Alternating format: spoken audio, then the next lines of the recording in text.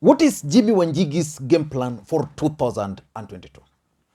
That's one question which most Kenyans are still seeking answers to.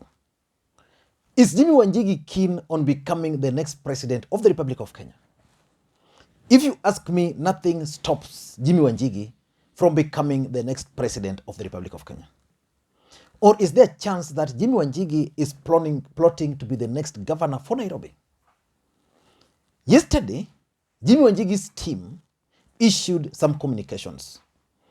And according to that communication, Jimmy Wanjigi was supposed to arrive in Kisumu today and then later on travel to Homa Bay for a meeting. And indeed, he arrived in Kisumu and then headed to Homa Bay. Tomorrow, Friday, Jimmy Wanjigi is expected in two counties, Nyamira County and Migori County.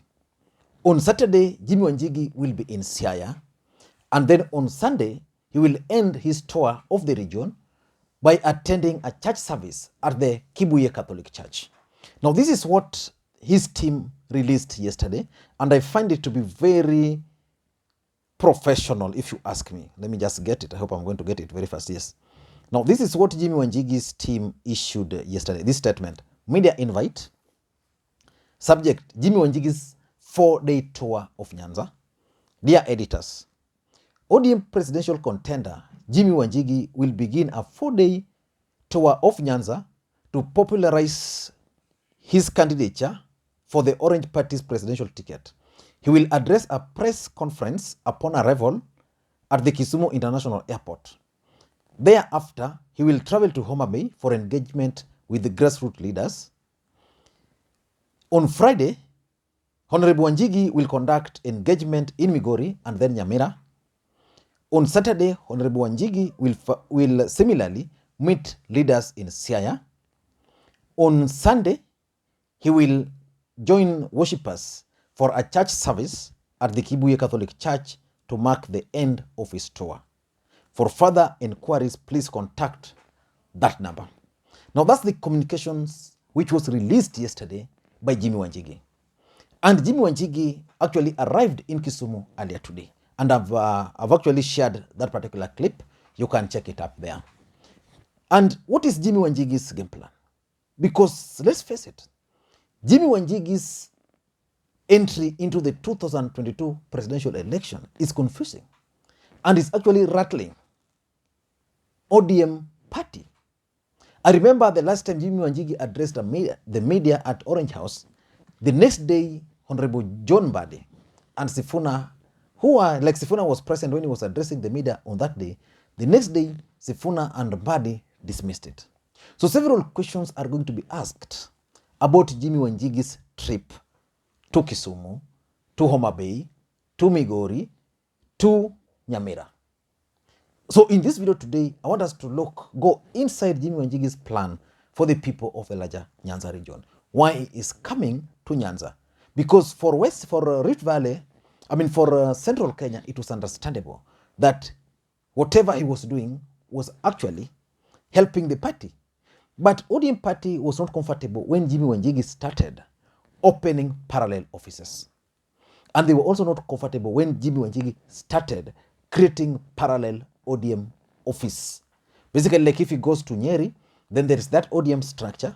Then he bypasses that structure, opens a new office full with party officials. And the ODM party was not comfortable with that. And the other thing is that Jimmy Wanjigi was trying at some point to also come up with a list of aspirants. So the questions which are being asked are actually four. The first question is, what is Jimmy Wanjigi's game plan? Why is he in Nyanza?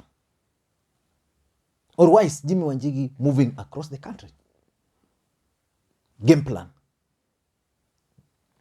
Is he planning to run for the presidency? And if he's planning to run for the presidency, what is his game plan? Because for ODM, I don't think Jimmy Wanjigi is running for the presidency. ODM party invited people who are interested in contesting for the presidency to apply.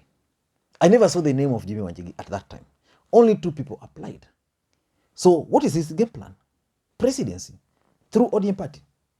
Now, what is the other objective or the other game plan?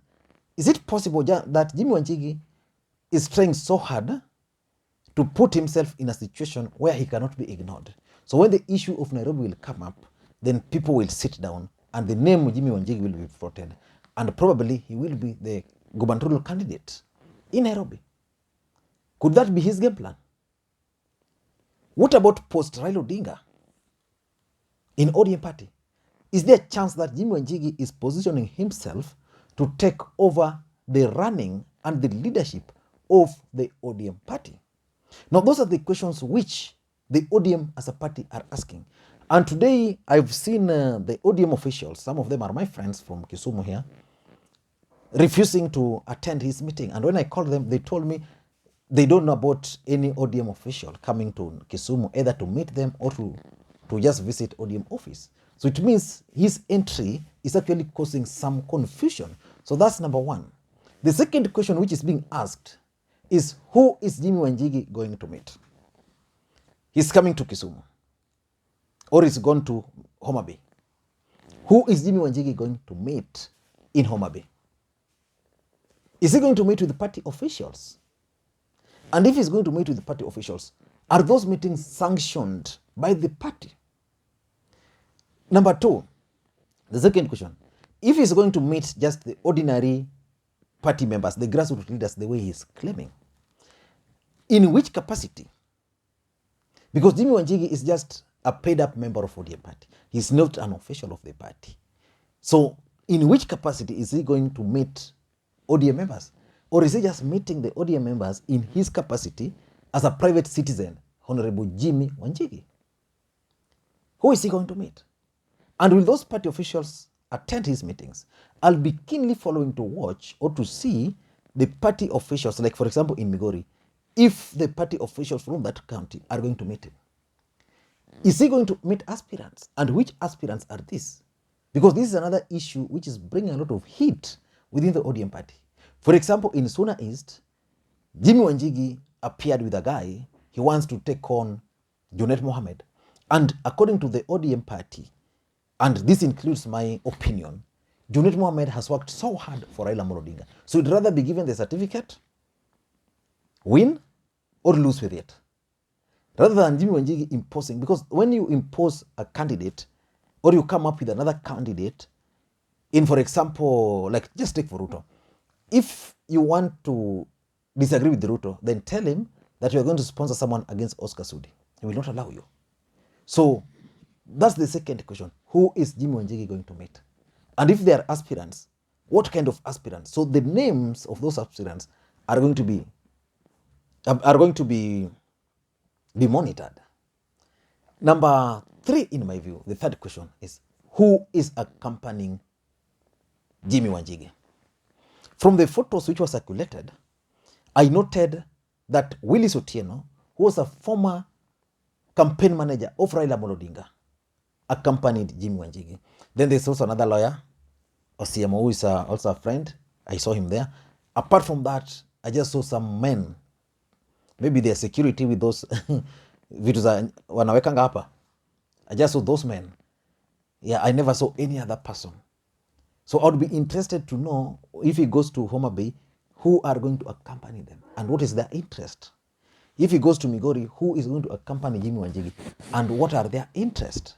Is Jimmy Wanjigi willing to bankroll aspirants in Nyanza to win their seats, so that in case of post Raila Odinga, he will have a team to rely on?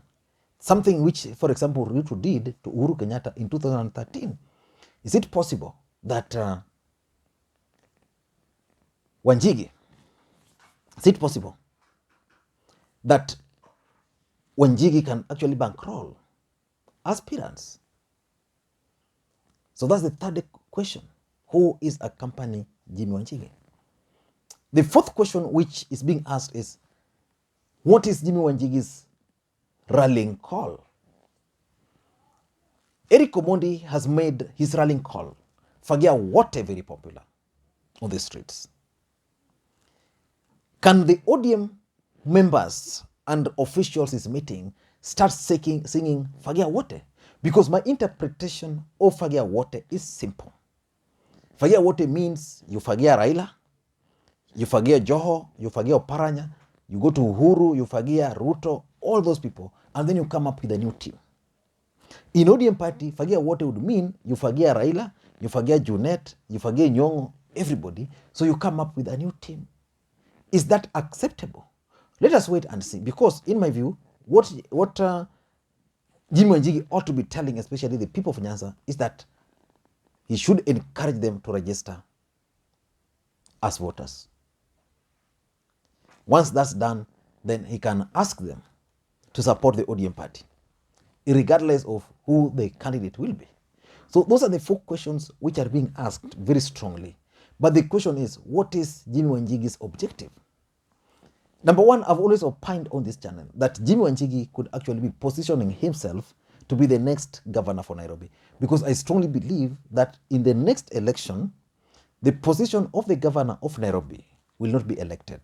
People will just go to vote as a formality, but it will be a boardroom decision. Raila, Uhuru, and whoever they'll be in coalition with will agree that for Nairobi, we are going to give this person, this party. So the party is going to recommend. So if ODM party will be allowed to run Nairobi, fine, Jimmy Wanjigi will have a chance. But even if this coalition will agree that let all those who want to run come, then after coming, you campaign, then I see a chance for Jimmy Wanjigi. So probably I tend to think that the main reason why Jimmy Wanjigi is doing this is for Nairobi politics. I know someone might ask me, why should Jimmy Wanjigi campaign in Kisumu when he wants Nairobi? You see, there are Luos in Nairobi. Those Luos in Nairobi have relatives now.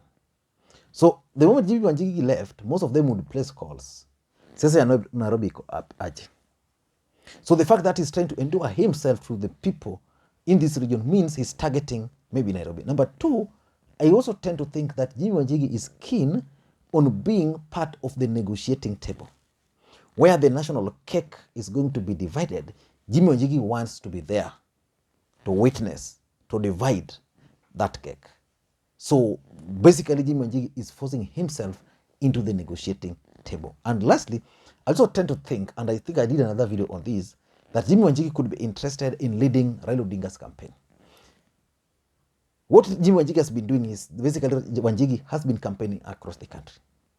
So he has experience. In the last election, Willis Otieno was actually his guy. Most people thought Willis Otieno alikuwa mtu wa Raila. No. Willis Otieno, who was the campaign manager, is actually a close friend and a close ally of Jimmy Wanjigi. And that's why even today, he accompanied Jimmy Wanjigi. So I'm looking at a situation where it will come. And Jimmy Wanjigi will say, for me, I'm comfortable just being the campaign manager.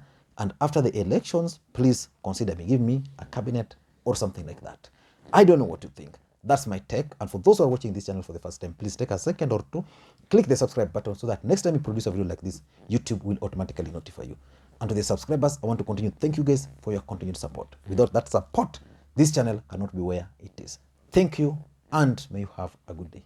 Bye-bye.